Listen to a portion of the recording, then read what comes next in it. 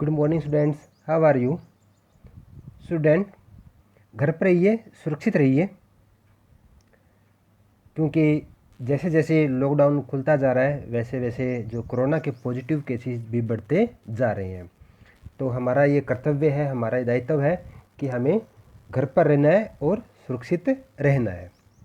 तो बच्चों, घर पर तो रहेंगे हम, लेकिन साथ के साथ जो है हम अपनी क्लासेज भी जो है वो कंटिन्यू रखेंगे। अपना जो टॉपिक है उनको भी कंटिन्यू हम रखेंगे।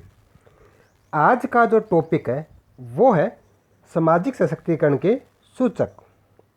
सामाजिक सशक्तिकरण के सूचक कि समाज के अंदर वो कौन से सूचक है जिससे समाज जो है एक आत्मनिर्भर बने, उसमें सशक्तिकरण शक्ति आए जिससे वो आत्मनिर्भर बने और अपने आप को जो डेवलप्ड कर सके।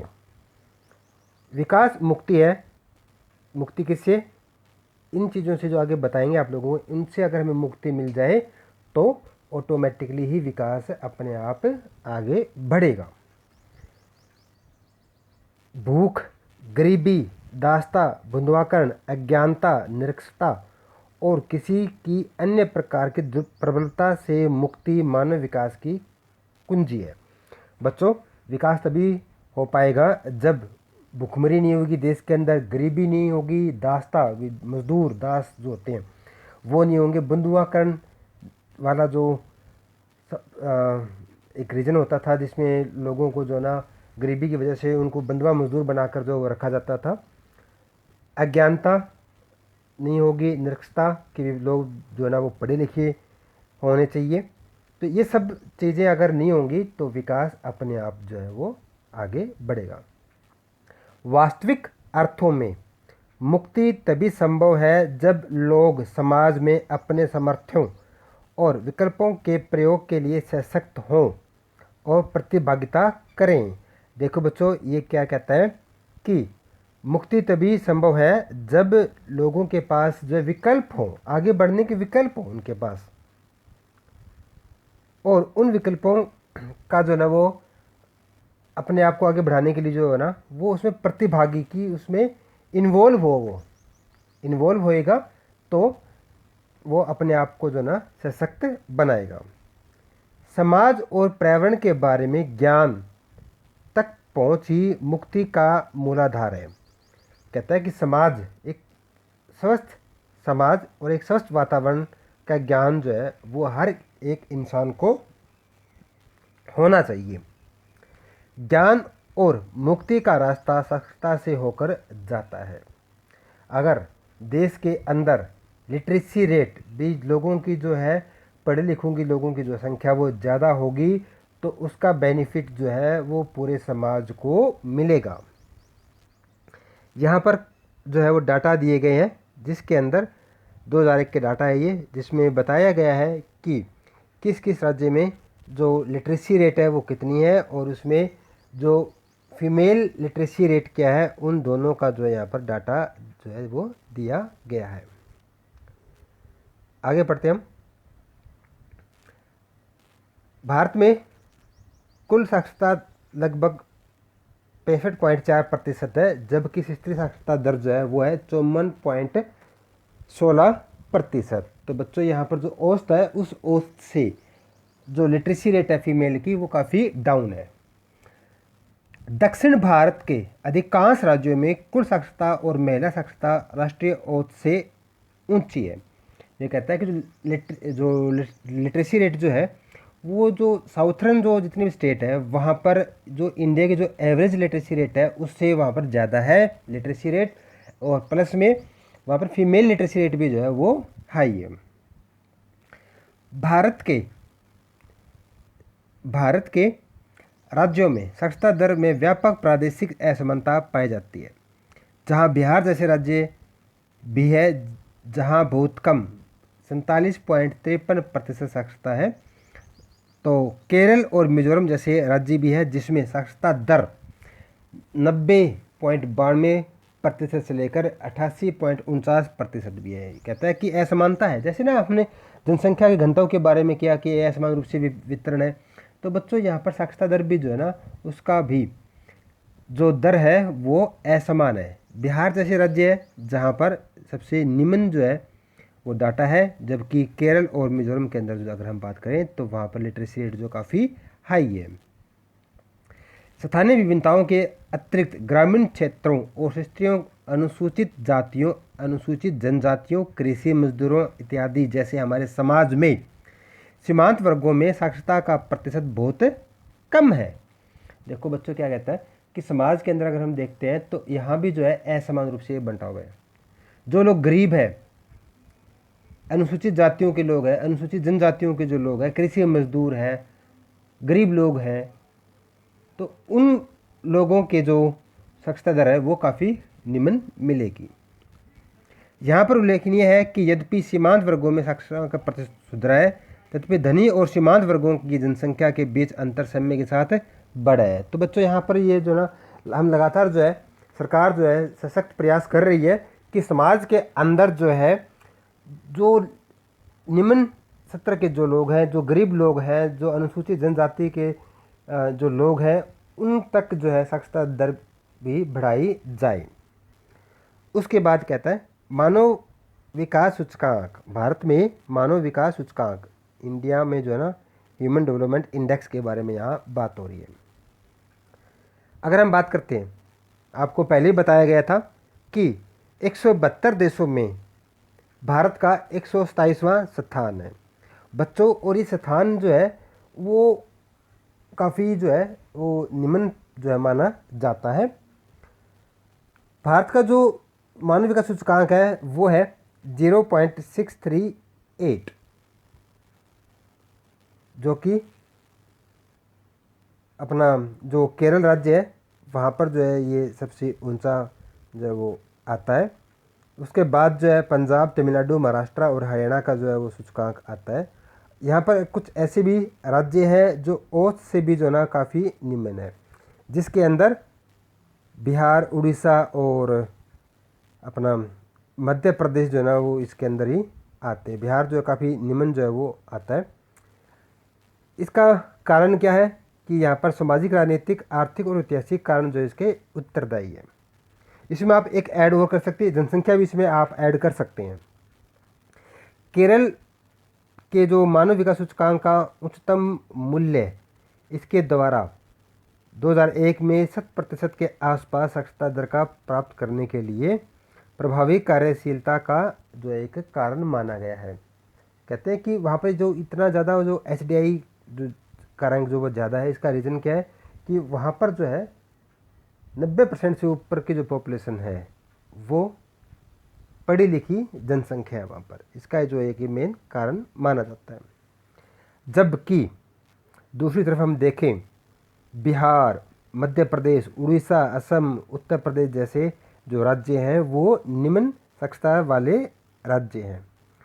बिहार के अंदर जो है जो साक्षरता दर है वो सबसे जो है वो निम्न जो है वो आकी गई है। और आपको ये भी बताया गया था कि बिहार जो है वो सबसे गरीब राज्य के अंदर आता है। वहाँ गरीबी भी सबसे ज़्यादा है और अनपढ़ लोगों की जनसंख्या भी सबसे ज़्यादा है और जो जनसंख्या घनत्व है वो भी काफ़ी ज़्यादा है। तो ये बहुत से कारण हैं जो बिहार जैसे राज्य को जो है जो मानव विकास सूचकांक के अंदर जो है निम्न स्तर मिला है। शैक्षिक उपलब्धियों के अतिरिक्त आर्थिक विकास भी मानव विकास सूचकांक पर सार्थक प्रभाव डालता है। आर्थिक दृष्टि से विकसित महाराष्ट्र, तमिलनाडु, पंजाब, हरियाणा जैसे राज्य जो है वो मानव विकास सूचकांक के अंदर जो है असम, बिहार, मध्य प्रदेश इत्यादि राज्यों से ज़्यादा ऊंचा है, क्योंकि यहाँ पर जो है हमने इन राज्यों में काफ़ी सुधार हुआ है। वहाँ पर लिटरेसी रेट के अंदर, वहाँ पर जो आर्थिक गतिविधियाँ हैं वो ज़्यादा हुई है। तो इसका जो प्रभाव जो है मानव विकास सूचकांक के ऊपर जो है वो देखने को मिल रहा है। अब हम बात करते हैं कि जनसंख्या, पर्यावरण और विकास के बारे में।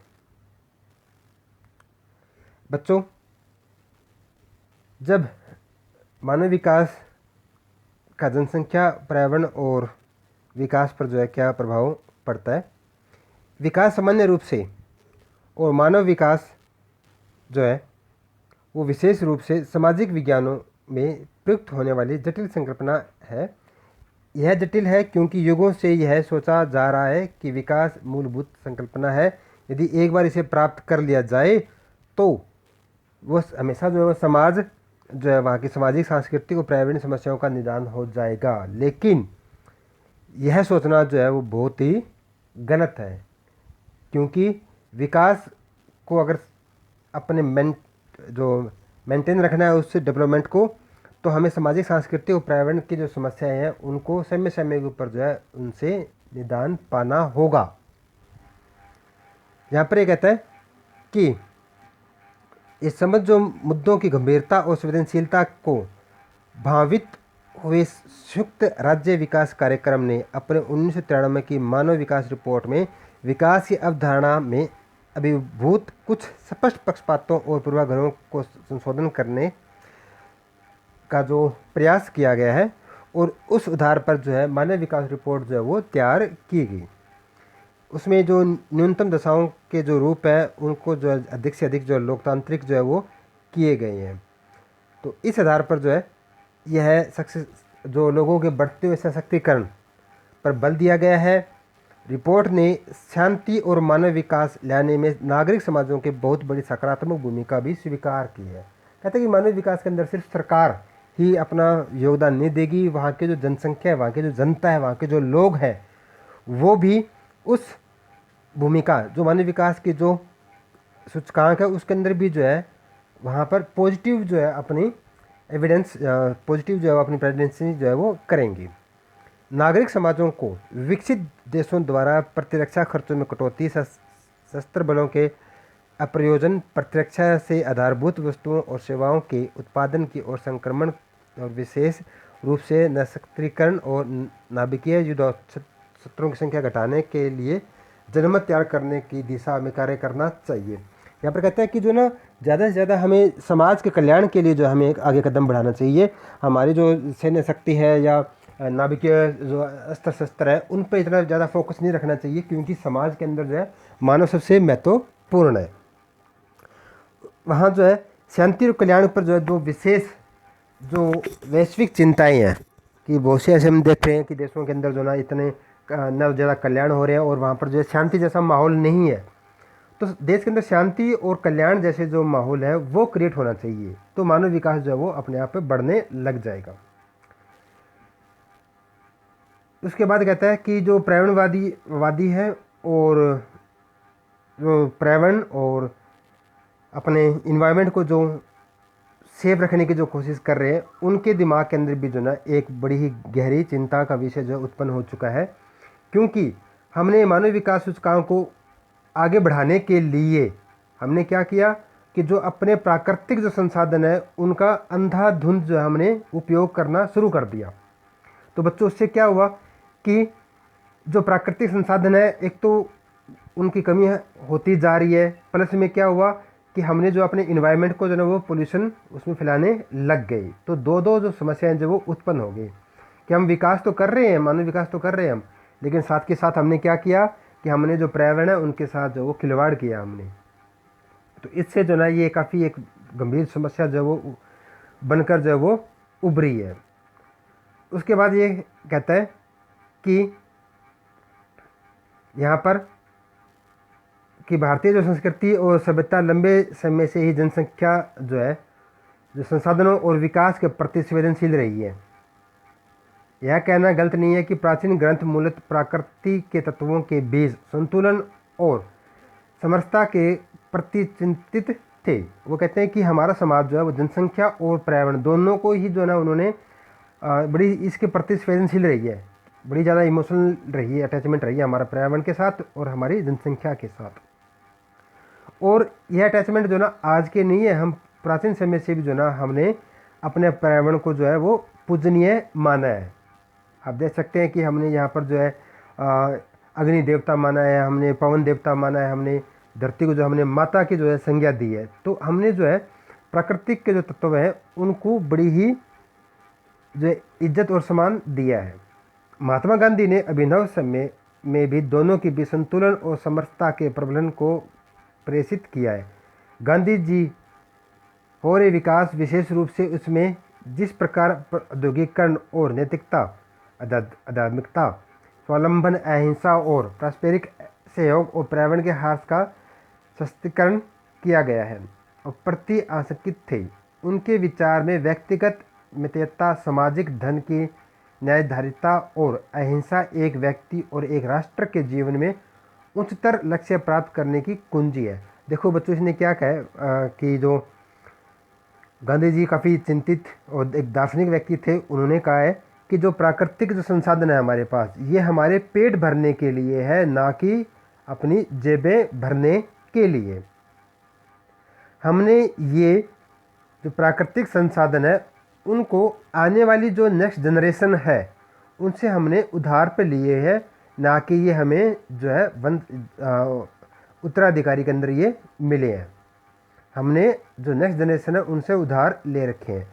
मेरे कहने का मतलब ये है कि जो पर्यावरण है उसको हमें संभाल कर रखना है, ताकि जो नेक्स्ट जनरेशन आएगी, जो अगली जो पीढ़ी आएगी, वो इसको भी उपयोग कर सके। उसके बाद ये काफ़ी ऐसी बुक्स और किताबें आई हैं जिनके अंदर जो है जो पर्यावरण को जो है विशेष ध्यान दिया गया है, जिसमें limits to growth, summer is beautiful, ऐसी काफ़ी किताबें आई हैं, जिन बुक्स आई हैं जिनके अंदर जो है ना पर्यावरण को जो है विशेष महत्व दिया गया है।